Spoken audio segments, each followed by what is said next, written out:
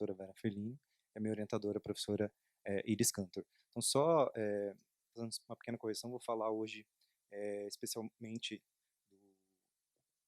do primeiro capítulo da minha tese, né, que eu vou estar fazendo uma discussão da historiografia que trabalhou com a expedição do Sebastião Cabot em específico, tá? Não vou falar esse título tão amplo que é da minha tese. Bom, então para hoje,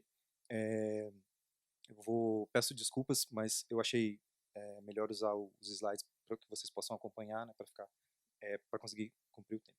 Bom, então, vou falar da expedição de Sebastião Cabot, de 1526 a 1530, que era destinada às ilhas do Pacífico, utilizando a rota austral inaugurada pela viagem de Magalhães e Elcano, 1519-1522, mas que rumou efetivamente ao Rio da Prata, Paraná e Paraguai. Então, o meu trabalho, né, vocês vão perguntar qual é o sentido, né, de estar aqui no evento Magalhães, mas é pensar que a expedição de Sebastião Cabot, ela faz parte dessas ambições da coroa de Castela, né, a partir da expedição do Magalhães, que se completa essa rota, né, e vai vir uma sequência de expedições que vão tentar fazer essa conexão, né? Então a gente não pode deixar de falar da expedição do Frei Joffre Garcia de Loaiza, né, que é a grande expedição que vai até as Molucas, né, mas enfim, vai enfrentar uma série de problemas enfim, outras expedições que vão ser destinadas àquele espaço, mas que por alguns motivos vão acabar não concluindo, né, esse destino. E por isso que eu até concordo com o professor Diogo Ramada, quando ele fala da questão do até que ponto, né, a expedição do Magalhães ela foi um sucesso, né? Mas a dimensão que eu quero pensar é que essa expedição do Fernando de Magalhães e do Sebastião de Elcano, elas têm aquele objetivo do Pacífico, mas elas vão permitir com que essas outras expedições percorram essa costa da América, né, e dê uma dimensão para esses espaços, como a gente vai ver na expedição Sebastião Cabot. Então, meu objetivo aqui hoje é analisar como as obras escritas desde o século XIX trataram os motivos para a alteração do destino final, relacionando-os diretamente com o contexto histórico específico de seus autores. Então, por que a expedição de Sebastião Cabot, que tinha destino as ilhas de Moluco, mas não só as ilhas de Moluco, mas o descobrimento das ilhas de Tarsis, Ofir, Cataio, Cipango Oriental, acabou parando no Rio da Prata. Bom, para isso eu peguei o primeiro historiador, na verdade ele não é bem historiador, ele é formado em Direito, né, o Richard Beadle, né, ele vai fazer um trabalho no século XIX, que vai ser o trabalho que vai inaugurar os estudos sobre Sebastião Cabot. Né? Ele é um representante político da Pensilvânia, realizou estudos clássicos, graduou-se na Universidade da Pensilvânia em 1811, serviu como voluntário na Guerra de 1812, que opôs os Estados Unidos à Inglaterra por divergências relacionadas às colônias inglesas na América do Norte, estudou Direito, sendo admitido no Tribunal da Filadélfia em 1817, quando iniciou suas atividades profissionais em Pittsburgh. Em 1827, Richard Beadle viajou para a Inglaterra, onde permaneceu por 3 anos e publicou trabalhos sobre descobertas e viagens, incluindo a obra sobre Sebastião Cabot. Lembrar que o Richard Beadle ele fez esse trabalho porque ele leu um verbete da Bibliografia Universal, que era um projeto francês, de tratar dos grandes personagens da humanidade. Então ele viu o verbete sobre o Cabot, ele percebeu que ali existia uma série de equívocos, porque esse verbete ele foi construído a partir do Richard Hakluyt, né, que pegou informações a partir do Giovanni Battista Ramuso, que é um italiano, que pegou informações dos espanhóis, dos cronistas espanhóis. Então ele questiona um pouco isso e vai trazer elementos de primeira mão, digamos assim, né, a partir daqueles cronistas que analisaram a viagem. Bom, esse é o trabalho do Richard Beadle, que inaugura os estudos de Sebastião Cabot, A Memory of Sebastian Cabot, with a Review the History of Maritime Discovery. Então, só vou dar uma ênfase maior no trabalho dele, porque ele vai construir, né, as interpretações sobre essa expedição. Então, o trabalho dele consiste em uma espécie de mosaico de fatos isolados, que na maior parte dos casos não apresentam interconexão, utiliza as obras dos cronistas Pedro Martí de Angleria, ou Pedro Martí de Anguera, né, para a preparação da Armada do Caboto, utiliza o trabalho do Francisco Lopes de Gômara, de 1552, para falar da expedição em si, e do Antônio de Herrera e Tordesilhas, né, sobre o porquê a expedição teria ido para o Rio da Prata e não seguido a expedição para as Molucas. Ele vai refutar a afirmação do Pedro Martí de que Cabot pretendia colocar-se ao serviço do rei da Inglaterra, ao defender que ele se manteve fiel ao imperador, Carlos V, pois teria enviado Hernando Caldeirão e Roger Barlow. Então, assim, quando o Sebastião Cabot faz a expedição dele, rapidamente, só para colocar vocês na discussão. Então, ele sai de Sevilha, 1526, começo de 1526, faz uma escala nas nas Ilhas Canárias, vai quase na altura de Cabo Verde e ruma para a costa do Brasil. Ele vai passar num local que eles chamam de Pernambuco, tá? Não quero fazer uma associação com o Pernambuco que nós conhecemos, mas é um forte, que eles vão dizer que tem mais ou menos 16 portugueses. Ele fica alguns meses ali, depois ele ruma ao sul até a ilha, que segundo essa historiografia ele que vai batizar de Ilha de Santa Catarina, né, por conta da santa, e um outro grupo vai afirmar que ele batiza por conta da esposa dele, que é a Catalina de Menandro, aí tem uma discussão. E nessa Ilha de Santa Catarina vai acontecer o naufrágio da Santa Maria, né, que é a nau capitã, e, portanto, isso vai ser um dos motivos para que ele tenha desistido de rumar para as Molucas e tenha ido para o Rio da Prata. Bom, em relação a Goldman, afirma que o cronista culpa Caboto e sua gente, os ingleses, pelo fracasso da expedição, além de sua infeliz ordem para a tripulação sequestrar crianças nativas da ilha de Santa Catarina, que foi motivada pela deserção de alguns tripulantes. Com base em Robert Southey, Beadle justifica o sequestro das crianças pela usual vilania... aí cortou um pedaço. Mas, assim, ele vai, em diversos momentos, ele vai mostrar que aquela atitude do Caboto de ter sequestrado essas crianças foi porque houve essa deserção, né? Então ele queria que os principais da ilha se vingassem, né, desses desertores, né? E ele vai aliviar essa questão, digamos assim. Bom, continuando a análise dele, o desvio da expedição para o Rio da Prata teria sido uma ordem secreta do imperador, né, do Carlos V, por conta da nau capitã, e ele vai contradizer alguns argumentos levantados pelo Dr. Lardner, que afirma que a mudança destinava-se à vista do rio e à riqueza singular em metais preciosos. Bom, complementando o raciocínio dele, com vestígios da legenda negra, esse é um ponto importante, o autor afirma que caso Caboto tivesse atingido o Império Inca, antes de Pizarro, ele teria evitado as diversas mortes que o conquistador espanhol cometeu. Ele elogia Caboto e menciona que seu governo naquela região teria sido diferente, né? Então vejam que como Caboto tem uma relação com o reino da Inglaterra, né? Lembrar que o Caboto ele é veneziano, ele é filho do Giovanni Caboto, que fez uma expedição com o Henrique VII, rei inglês, né, para a região do Labrador em 1497. Já vou falar melhor disso, porque isso vai ser importante, porque depois essa historiografia vai questionar, vai dizer que ele quis usurpar o pai, dizer que ele fez a viagem e não o Giovanni Caboto ou John Cabot, né? Enfim, dando sequência. Bom, a partir desse trabalho do Beadle, né, de 1531, nesse século XIX, os estudos sobre o Sebastião Caboto e o John Cabot, eles vão ganhar uma efervescência muito grande por conta de dois motivos principais, né? Essas novas fontes históricas que são descobertas, né? O principal, né, é o Mapa Mundi de Sebastião Caboto de 1544, cuja única cópia conhecida foi descoberta em 1843 por von Martius, na casa de um curador da Baviera, ou Bavária. Nos anos seguintes, o exemplar foi adquirido pelo governo francês. Tá? Isso eu tirei do George Parker Winship, Cabot Bibliography, de 1897. Bom, as outras duas fontes que vão também gerar um debate em torno da expedição de Sebastião Caboto é a localização da carta de Luiz Ramírez, 10 de 10 de julho de 1528, né, da expedição lá do Rio da Prata, do Rio Paraná, que ela foi localizada e transcrita pela primeira vez por Francisco Adolfo de Verhagen, 1816 e 1878, né, Verhagen.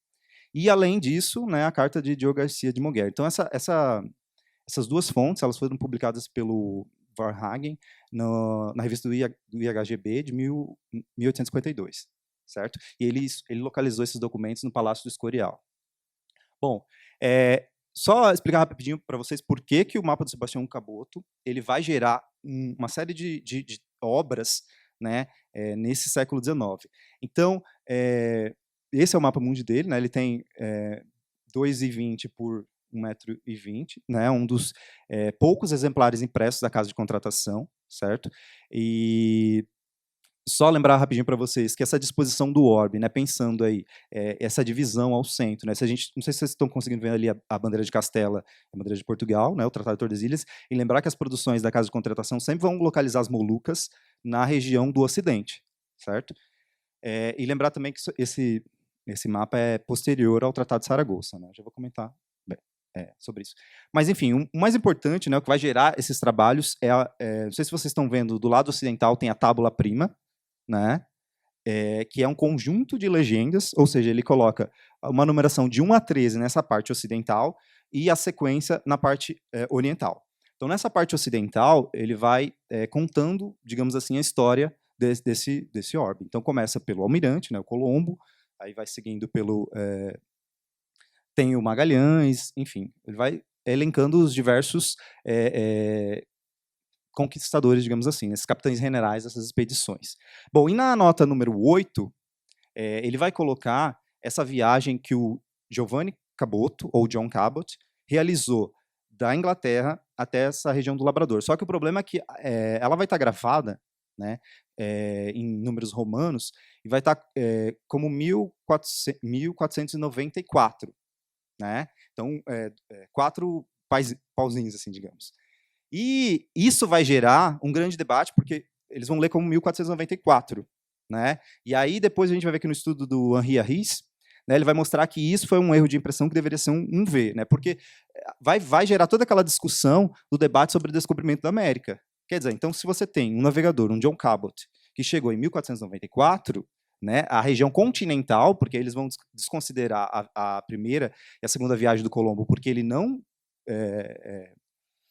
chegou no continente, ele chegou apenas às ilhas. Então ele, né, vai virar um grande símbolo, né, do reino da Inglaterra e pensar nesse século XIX dessa potência mundial que é a Inglaterra. Né, mas então, em sequência. Bom, eu vou fazer rapidinho colocar o ponto do Van Hagen, né, para a gente ter a dimensão, como ele trabalhou com essas fontes, né, e só para a gente entender como que ele inseriu na história geral do Brasil dele. Né. Então, para ele, a expedição do Caboto teria como objetivo original as Ilhas de Maluco, sendo o reforço para outra armada que ele não nomeia, mas sabidamente é a do Frei Garcia Joffre de Loyaza, né, que é a grande expedição que era para continuar, né, a expedição, para repetir a expedição do Magalhães. Né. Outro ponto que ele coloca, importantíssimo, é que na ilha de Santa Catarina, os castelhanos que nela residiam informaram sobre as riquezas do Rio da Prata, né, e isso teria induzido o capitão veneziano diante da impossibilidade de prosseguir a viagem devido à perda da nau capitã a adentrar no Rio da Prata. Bom, eu vou tirar aqui do PowerPoint, acho que vai dar para a gente conseguir ler, porque o último ponto eu não estou conseguindo ver aqui. Também não aparece.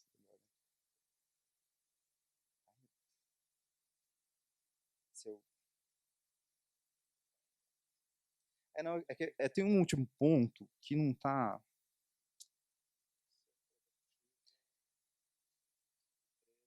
Bom, enfim, ele quer dizer mais ou menos o seguinte, que a expedição do Sebastião Caboto, ela é importante para um conhecimento da ilha de Santa Catarina, né? Mas a partir do momento que ela entra na região do Rio da Prata, ela não interessa mais para a nossa história. Né? E aí essa visão bem centrada do Van Hagen, né, para a construção daquela história do Brasil, que é a nossa história. Mas só para fazer um parênteses, né, pensar nas histórias que são construídas atualmente, pensar no trabalho da professora Maria de Fátima Costa, a invenção de um país inexistente do Paraguai, ela vai usar a carta do Luiz Ramírez para falar daquelas nações lá do Rio Paraguai. Então, assim, só para a gente entender esse momento do Van Hagen aqui, que é completamente diferente de um momento atual descrito da nossa história atualmente. Bom, agora eu passo para um outro trabalho importantíssimo, né, que é um dos maiores americanistas aí, né, do século XIX, que é o Henri Harris, né, que veio de 1829 a 1910, e ele vai fazer um trabalho de desconstrução do Sebastião Caboto. Né, ele tem uma grande produção sobre a história da América, século XV e XVI, além de trabalhos de bibliografia comentada sobre a documentação impressa no Novo Mundo.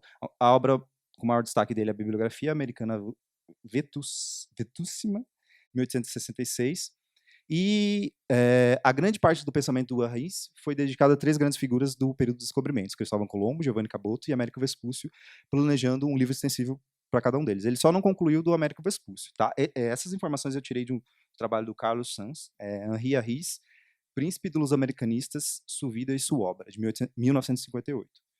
Esse é o trabalho do Henri Harris, de 1882, né? É o trabalho que publica em francês. Só lembrando que o Henri Harris, ele nasceu em Paris, né? Ele é filho de pai russo e mãe francesa, mas ele viveu a maior parte da vida dele nos Estados Unidos. Né? Inclusive, ele se formou em Direito na Universidade da Carolina do Norte. E depois ele vai retornar a Paris, mas um detalhe importante, que não é tão um detalhe assim, mas toda a coleção que ele juntou, ele resolveu doar para a Biblioteca do Congresso dos Estados Unidos, né? Uma parte só que ficou na BNF, mas a grande parte foi para a Biblioteca do Congresso dos Estados Unidos. E a segunda obra que ele publicou foi em 1896, né? Essa em inglês, John Cabot, The Discoverer of North America, and Sebastian His Son, A Chapter of the Maritime History of England Under the Tudors. Bom, nesse trabalho, né, eu queria só que a gente acompanhasse um pouquinho, né, para ver como que o Harris vai construir essa ideia do Caboto, que vai ser completamente diferente da do Beadle. Bom, então, Harris acusa Beadle de utilizar apenas Herrera, né, o cronista castelhano, para a viagem de Caboto e classifica como breve e incompleta, pois não teria conhecimento da documentação que provaria as intrigas e traições de Caboto, pois o piloto maior desejou realizar uma expedição às especiarias após a viagem de Magalhães. Every impartial history must acknowledge Sebastian Cabot to have shown himself then both an impostor and a traitor. Então, quer dizer, é uma visão, né, que a interpretação que eu estou tendo aqui nesse primeiro capítulo é que está diretamente ligado a esse nacionalismo do século XIX, e como o Caboto, ele é um personagem que vai estar circulando entre esse reino, a República de Veneza, o reino da Inglaterra e o reino de Castela. Então, a imagem que esses autores do século XIX têm é bem negativa sobre o Caboto, né? A gente vai ver melhor isso. O Harris, para fazer o trabalho dele, vai recorrer ao Oviedo, né? A carta do Luiz Ramírez, que foi disponibilizada pelo Van Hagen, o mapa do Alonso de Santa Cruz, o mapa que está em Estocolmo, né? Não o Islário ou o Insulário, e vai usar também o mapa do Diego Ribeiro, de 1529, que o professor tinha comentado ontem, né? E vai falar também das informações do Roger Balo e do Francisco Caldeirão, né? Esses dois que foram enviados pelo Caboto, mais ou menos em 1529, para comentar em Castela sobre a situação deles no Rio, Paraguai e Paraná, né? A situação deles do Forte Santo Espíritos.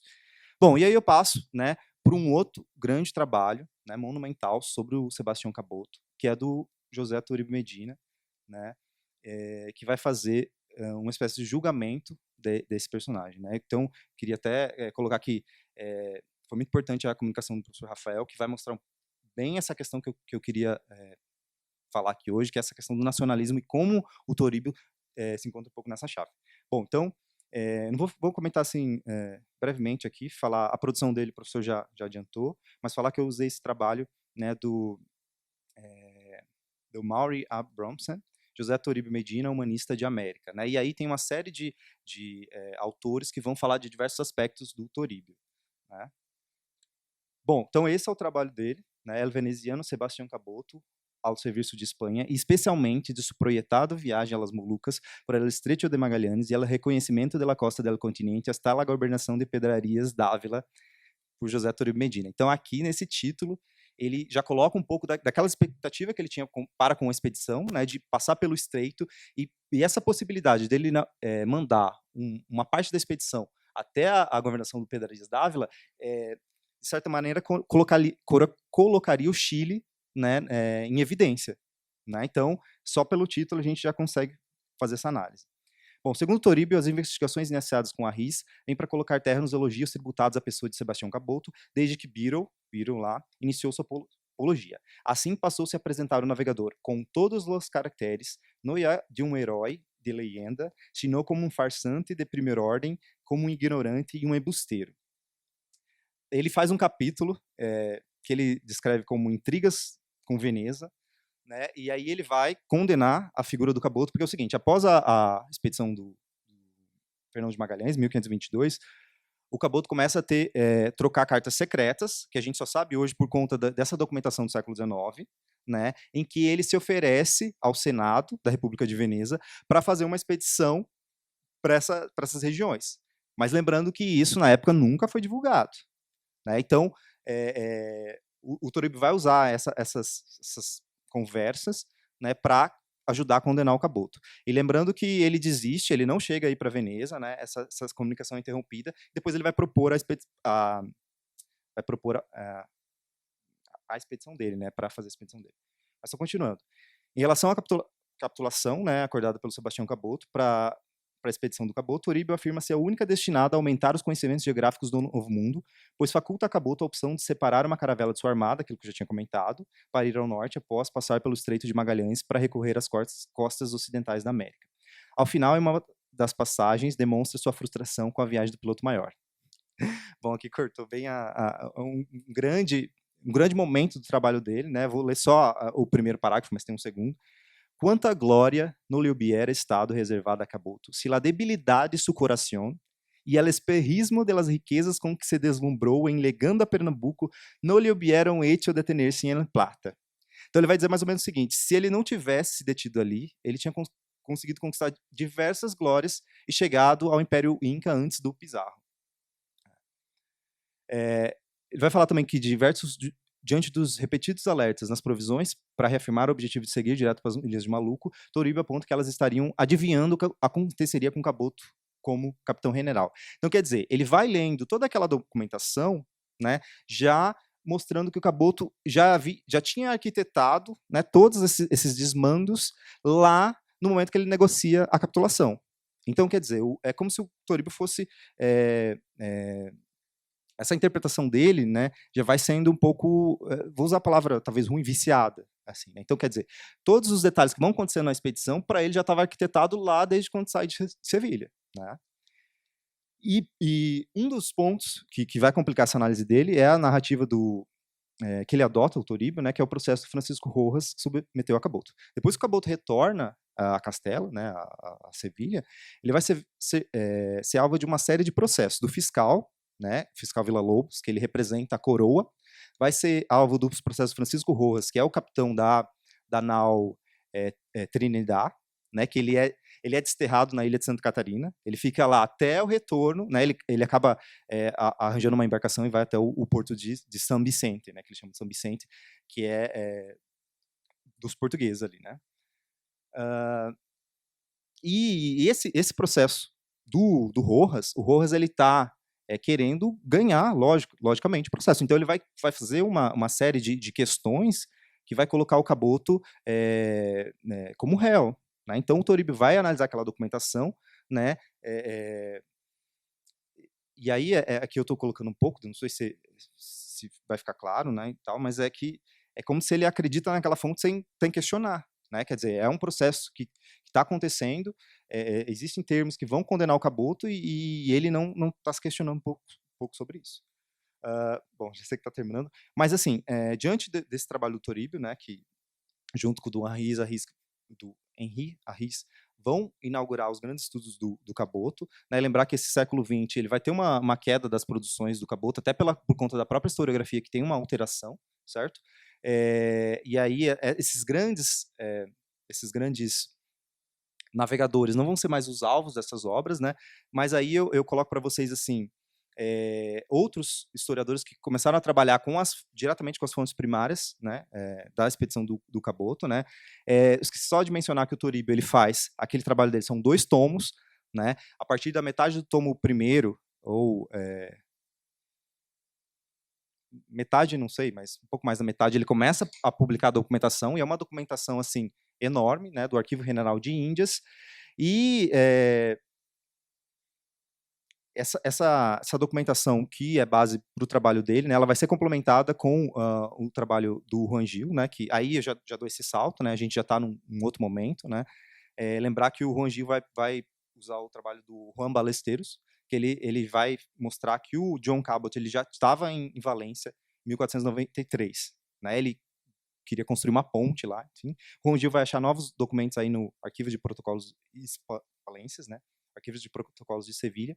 Lembrar também do trabalho da Alison Sandman, Cosmógrafos versus Pilotos. Ela vai pensar o Caboto como pertencente ao grupo dos pilotos, apesar do que ele também produz os mapas mundos, né? Ele também é um cosmógrafo, mas ela vai usar um artifício que é colocar aqueles cosmógrafos como proponentes teóricos, diferentes desses pilotos, né? Desses que teriam a experiência nessas viagens. E,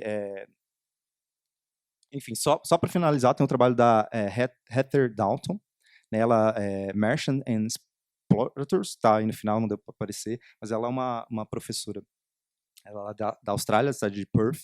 Ela produziu um trabalho que coloca tanto a expedição do Sebastião Caboto, mas ela vai dar destaque para o Roger Barlow, né, e para as negociações que ela faz, e ela também vai usar os arquivos de protocolos, né, de Sevilha. Obrigado.